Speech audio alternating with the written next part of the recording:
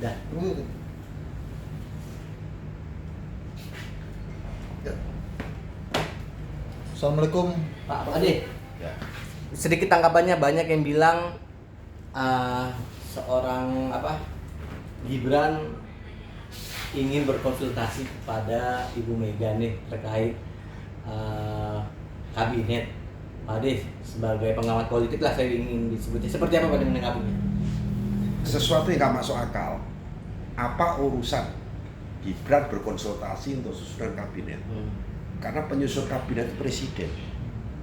Wakil presiden itu hanya membantu presiden dalam melakukan penyusunan struktur kabinet ataupun orang-orang. Ya diminta pertimbangan lah, karena presiden, wakil presiden kan pembantu utama presiden. Sehingga apapun presiden akan mengajak wakil presiden berbicara. Tapi keputusan tetap di presiden.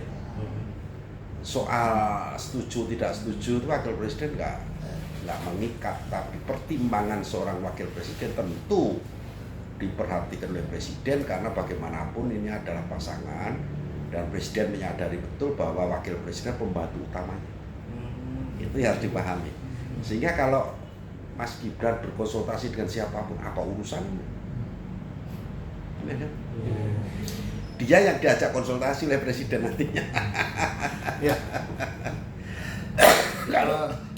Kalau Mas Gibran ke Pak Yusuf Kalla, Pak Ma'ruf Amin, ke Pak Budiono, sama-sama wakil presiden, malah mungkin konsultasi tentang arahan tugas-tugas wakil presiden yang efisien dan efektif, yang berguna untuk bangsa ini apa.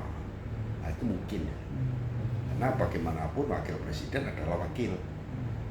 Wakil kan cuma di leher. Tetapi perannya bukan berarti aja juga. Perannya penting sekali karena wakil presiden pembantu utama presiden. Utama loh ya. Kalau menteri itu hanya pembantu. Tapi kalau wakil pembantu utama. Banyak hal yang dilakukan presiden harus diketahui oleh wakil presiden.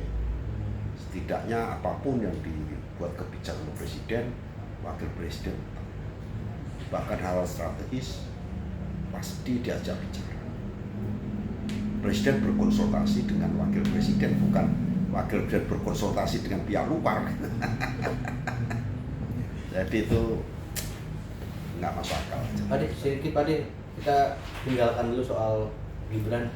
Terkait koalisi ini mendekati detik-detik pelantikan semakin dekat, tapi sudah banyak para politikus atau masyarakat lah berbicara ini koalisi siapa aja nih partai ini nih, dan dikatakanlah sebagai yang koalisi gemuk tuh Pak De. Gimana tuh Pak De? Ya, koalisi pemerintahan Pak Jokowi juga gemuk. Presiden Jokowi itu 8 partai parlemen, belum yang non parlemen ya. Non parlemen semua diajak sebagai kalau di era Pak Jokowi, yang non parlemen di wakil menteri seperti PSI, kemudian PBB, Partai Bulan Bintang ya. Iya. Itu ada juga, ada Perindo, itu diajak juga dalam koalisi kabinet sebagai wakil menteri. Itu non parlemen, ini contoh, dan yang lain-lainnya. Nah, untuk yang parlemen menteri penuh dari 10 partai, 9 yang ada di pemerintahan itu hanya PKS yang di luar. Dulu sebelum Pak AHY diangkat menjadi Menteri ATR baru tahun ini kan, ya, itu PKS dan Demokrat yang di luar. Semuanya adalah koalisi. Jadi koalisi sangat gemuk, hanya satu partai yang di luar. Nah, Pak Prabowo katakanlah 2 partai yang di luar. Ada kemungkinan tahun ini ada 8 ataupun kalau P3 masuk 9 mungkin ya. Anggota parlemen atau partai yang punya kursi di parlemen. Katakanlah 8. Nggak mungkin 8-8-nya semua masuk. Kemungkinan yang tidak akan ikut adalah PKS dan PDIP. PDI Perjuangan, kemungkinan ya. Bayangan saya itu PDI Perjuangan dan PKS ada di luar pemerintahan sebagai penyeimbang. PDI Perjuangan sangat berpengalaman di luar partai, di luar kabinet. Di zaman Pak SBY 10 tahun di luar kabinet masih eksis kok PDI Perjuangan. Kemudian di PKS pernah di dalam, pernah di luar. Ini sama, semuanya pernah di luar. Yang belum pernah di luar kabinet itu PKB sama Nasdem. Golkar. Jadi partai ini selalu berada di kabinet. Nah, Nasdem walaupun berseberangan, PKB berseberangan, tapi sudah menyatakan akan bergabung dengan koalisi pemerintah atau akan ikut di dalam meramaikan berapapun kursi yang nanti didapat. Artinya apa? Ya tidak ada masalah. Bahkan jumlah mungkin hanya 6 partai nanti akan bergabung, nggak banyak. Kalau ditambah yang non parlemen ya hampir sama dengan yang Pak Jokowi lah. Tapi lebih kecil dari Pak Jokowi kelihatannya. Karena yang di parlemen lebih kecil. Ya Pak De, kalau ini kan pengamat politik sebelumnya juga melihat bahwa ini akan terlihat seperti pemerintahan sebelumnya. Koalisinya. Oh iya, nggak jauh beda. Tidak jauh beda. Koalisi gemuk.